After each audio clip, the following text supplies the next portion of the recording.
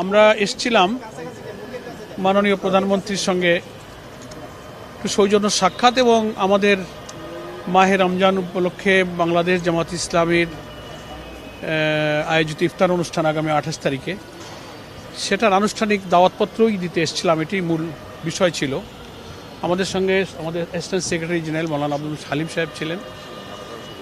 তো আমরা কুশল বিনিময় করলাম যথেষ্ট সময় নিয়ে, পারস্পরিক আলোচনা হলো এবং উনি আমাদের সম্মানিত আমির ডক্টর শফিকুর রহমানের সাময়িক অসুস্থতার খবর পেয়ে ওনার কুশল জিজ্ঞেস করলেন এবং একটু ফোনে আলাপ করার আগ্রহ ব্যক্ত করে সাথে সাথেই তিনি আমার টেলিফোনে উনি মেরি জামাতের সঙ্গে কুশল বিনিময় করলেন। পরস্পর কুশল বিনিময় সালাম বিনিময় হলো।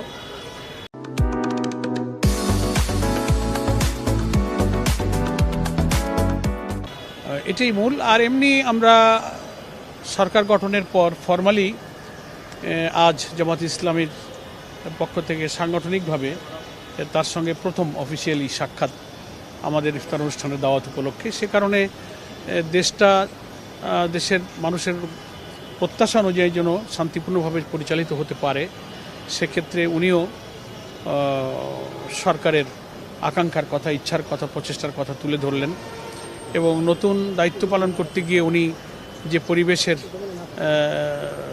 সাথে পরিচিত হচ্ছেন সেটা নিয়েও কিছুটা ওনার মত বিনিময় করলেন এবং আমাদের সকলের সহযোগিতা উনি কামনা করলেন যে আমরা সবাই মিলে দেশের প্রিভিয়াস যে সমস্ত ব্যাড প্র্যাকটিসগুলো যেন আর না থাকে, সরকারি দল এবং বিরোধী দলের সমন্বয়, সংহতি এবং রাজনীতিতে সকল বিতর্ক জায়গা যেন পার্লামেন্ট হয়। পার্লামেন্টারি ডেমোক্রেসির সিস্টেমে সব বিতর্কের জায়গা পার্লামেন্ট, এটা আমরাও বলেছি।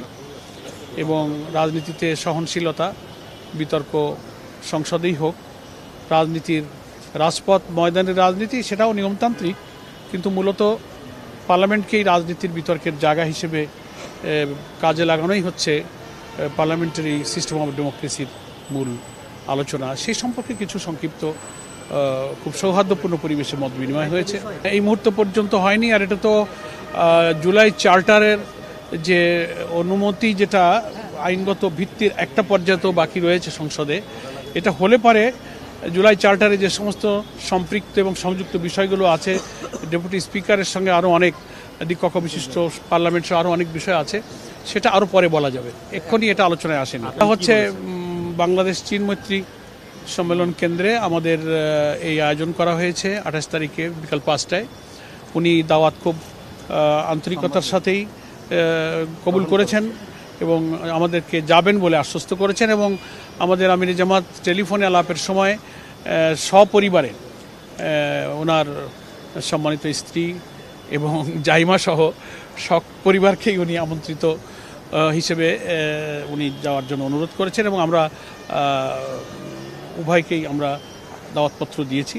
উনিও সেটা আন্তরিকতার সঙ্গে গ্রহণ